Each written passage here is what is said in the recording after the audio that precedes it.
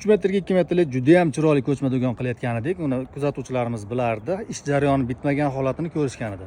Ko'rsataymi shu narsani. Narx masalasida qiziqadiganlar bo'lsa, videoni oxirigacha ko'ringlar va like bosib qo'yinglar. Xudo xolasa, mana shu do'konimizning narxini aytib o'taman. Hozirgi paytdagi narx qanaqa?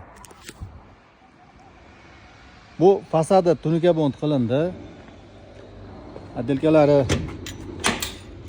dekor plastiklangan, oppoq qilindi hamma joyi.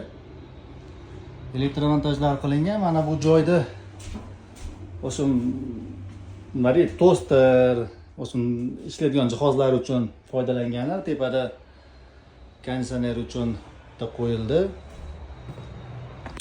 Bu do'konimiz o'lchami 3 metrga 2 metr, juda ham chiroyli qilindi. 4 yil 5 yil oldin mana shu fasonda qilgandik. Mijozimiz tanlagan ana shu eski fasonimizni qadarilar dedi. 3 metrga 2 metrlik do'konimizning narxi